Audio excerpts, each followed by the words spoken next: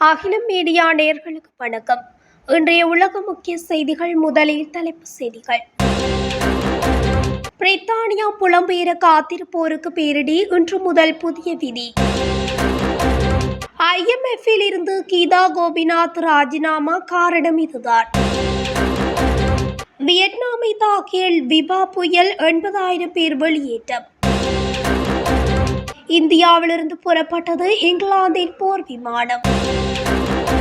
கொடூரமாக கொல்லப்பட்ட அப்பாவிகள், இஸ்ரேலுக்கு எதிராக திரும்பிய ஐரோப்பிய நாடுகள். காசாவில் இஸ்ரேலிய ராணுவத்தினருக்கு நேர்ந்த கதி.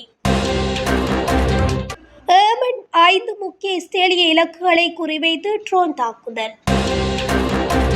ரஷ்யா பேருந்து விபத்தில் பலர் உயிரிழப்பு. ஏவுகணை தாக்குதலுக்கு பிறகு வான்வழியை மூடிய இஸ்ரேல். பாகிஸ்தானில் தொடர் மழை, 200க்கும் மேற்பட்டோர் உயிரிழப்பு. தொடர்பான விரிவான செய்திகள். பிரித்தானிய அரசாங்கம் இன்று முதல் புதிய புலம்பெயர்தல் விதிகளை அறிமுகம் செய்ய உள்ளதாக அறிவித்துள்ளது. புதிய விதிகளின்படி தொழிலாளர்களுக்கு வழங்கப்படும் விசாவுக்கு கடும் கட்டுப்பாடு விதிக்கப்பட உள்ளது. அதன்படி திறன் வாய்ந்த வேலை தேடுபவர்கள் குறைந்தபட்ச ஆண்டு வருமான வரம்பு 38,700 இருந்து 41,700 உயர்த்தப்படுகிறது. இந்த வரம்பு உயர்வின் விளைவாக 111 வகையான வேலைகளை செய்யும் வெளிநாட்டவர்கள் இனி பிரித்தானியாவில் பணியாற்ற முடியாத நிலை உருவாகும். இதனால் நோயாளிகள், ஊனமுற்றோரை கவனித்துக் கொள்ள அனுமதிக்கப்படும் பணியாளர்களுக்கான விசா நிறுத்தப்பட உள்ளது. அத்துடன் வெளிநாட்டு மாணவர் சேர்க்கையில் பல்கலைக்கழகங்களும் கடுமையான விதிகளை எதிர்கொள்ள நேரிடும். பட்டப்படிப்புக்கு பிந்தைய முதுநிலை படிப்புகளுக்கான காலம் குறைக்கப்படும். பிரித்தானியாவில் பணி விசா வைத்திருப்பவர் குடும்ப உறுப்பினர்களுக்கு ஆண்டு இறுதிக்குள் ஆங்கில மொழி தகுதியை கடுமையாக்க உள்துறை அமைச்சர் திட்டமிட்டுள்ளதாக அந்நாட்டு ஊடகங்கள் தெரிவித்துள்ளன. சர்வதேச நாணய நிதியத்தின் முதன்மை பிரதி முகாமைத்துவ பணிப்பாளராக பணியாற்றி வரும் கலாநிதி கீதா கோபிநாத் தனது பதவியை ராஜினாமா செய்ய உள்ளார். கீதா கோபிநாத் ஒரு இந்திய அமெரிக்க பொருளாதார அறிஞர் ஆவார். கீதா கோபிநாத் 2025 ஆகஸ்ட் மாத இறுதியில் ஹார்வர்ட் பல்கலைக்கழகத்தின் பொருளாதார துறையில் மீண்டும் இணைய உள்ளதாக கூறப்படுகின்றது. கீதா கோபிநாத் முதல் கிரகரி மற்றும் ஆனியா கோபி பொருளாதார பேராசிரியராக பதவியேற்பார் என்றும் தெரிவிக்கப்பட்டுள்ளது. வியட்நாமின் வடக்கு மற்றும் மத்திய பகுதிகளில் விபா புயல் இன்று கரையை கடந்துள்ளது. இதன் காரணமாக 80,000க்கும் மேற்பட்டோர் முகாம்களில் தங்க வைக்கப்பட்டுள்ளனர். வியட்நாமில் விபா புயல் இன்று காலை 10 மணியளவில் 64 தொடக்கம் 102 கிலோமீட்டர் வேகத்தில் காற்றுடன் கரையை கடந்தது. மேலும் மணிக்கு 138 கிலோமீட்டர் வேகத்தில் காற்று வீசியதாக உள்ளூர் வானிலை அதிகாரிகள் தெரிவித்தனர். விபா புயல் ஒரே இரவில் பலவீனமடைந்துள்ளது. இருப்பினும் ஹனோயின் கிழக்கே உள்ள ஹங் என் மாகாணத்தின் சில பகுதிகளில் மின்சாரம் துண்டிக்கப்பட்டது. புயல் காரணமாக தலைநகர் ஹனோயின் வீதிகள் வெறிச்சோடியது. வடக்கு வியட்நாமில் விமானங்கள் ரத்து செய்யப்பட்டன.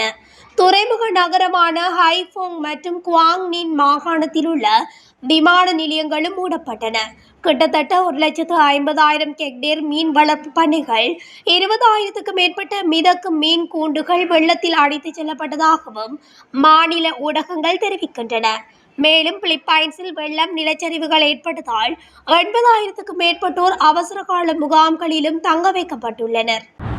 இங்கிலாந்தின் கடற்படையைச் சேர்ந்த F-35B என்ற நவீன போர் விமானம் ஒன்று கடந்த ஜூன் 14 கேரளாவின் திருவனந்தபுரம் சர்வதேச விமான நிலையத்தில் தரையிறக்கம் செய்யப்பட்டது. உலகின் அதிநவீன போர் விமானம் என அறியப்படும் இந்த விமானம் பல வாரங்களாக கேரளாவை விட்டு வெளியேறாது இருந்த நிலையில் இன்று புறப்பட்டு சென்றுள்ளது.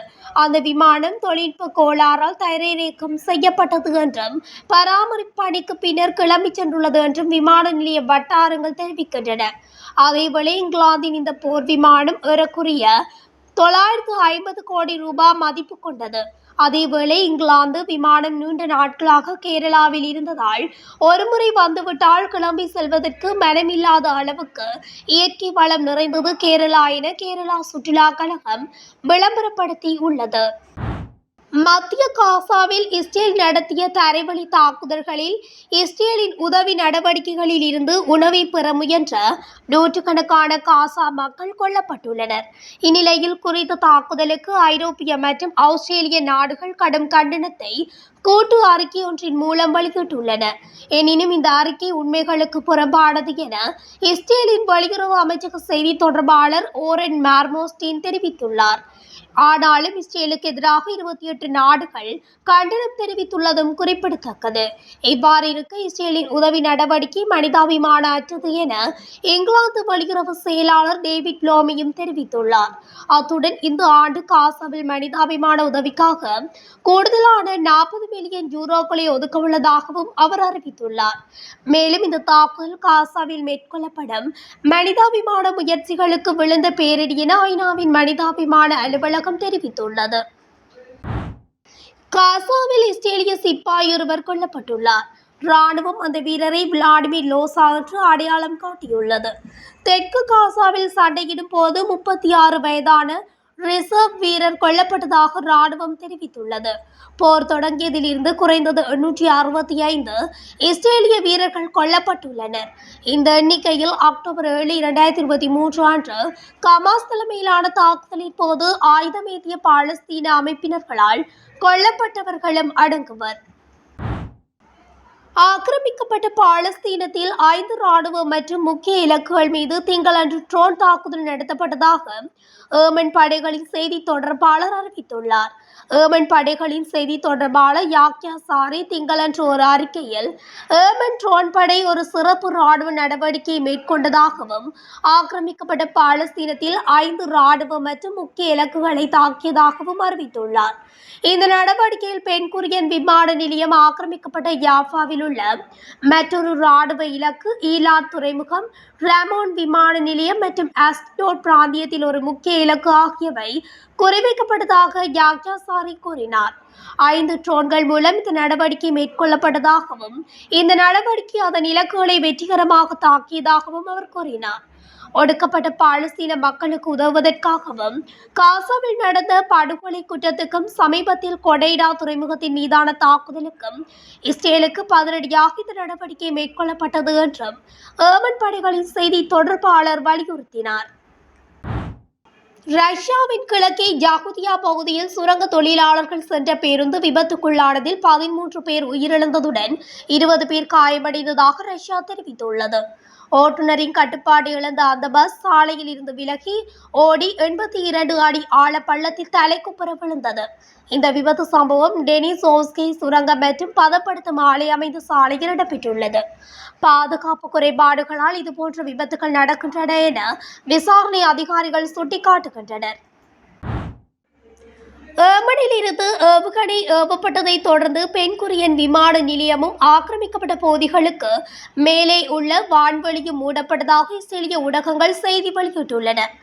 இஸ்ரேலிய ராணுவ வட்டாரங்களின்படி ஏமனில் இருந்து ஆக்கிரமிக்கப்பட்ட பகுதிகளை நோக்கி ஏவுகணை ஏவப்பட்டது. இதன் விளைவாக பல பகுதிகளில் எச்சரிக்கை சைரன்கள் ஒலித்தன. ஏவுகணைகள் ஏவப்பட்டதை தொடர்ந்து இஸ்ரேலின் வான்வெளி மூடப்பட்டதாக செய்திகள் வெளியாகியுள்ளது. பென்குரியன் விமான நிலையமும் மூடப்பட்டதாக தகவல்கள் தெரிவிக்கின்றன. இதுவரை சாத்தியமான சேதம் அல்லது உயிரிழப்புகள் குறித்த தகவல்கள் எதுவும் இல்லை. பாகிஸ்தானில் தொடர்ந்து பெய்து வரும் மழையால் உயிரிழந்தவர்களின் எண்ணிக்கை அதிகரித்துள்ளதாக அந்நாட்டு ஊடகங்கள் தெரிவித்துள்ளன. நேற்றைய நிலவரப்படி 203 பேர் உயிரிழந்துவிட்டதாகவும் 454 பேர் காயமடைந்துள்ளதாகவும் அந்நாட்டு அனர்த்த முகாமைத்துவ நிலையம் தெரிவித்துள்ளமையும் குறிப்பிடத்தக்கது.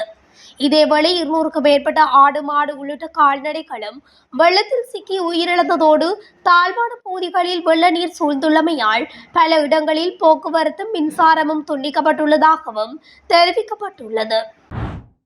இத்துடன் அகிலம் மீடியாவின் இன்றைய உலக முக்கிய செய்திகள் நிறைவடைகின்றன. தொடர்ச்சியாக செய்திகளை அறிந்து கொள்ள அகிலம் மீடியாவுடன் இணைந்திருங்கள். நன்றி, வணக்கம்.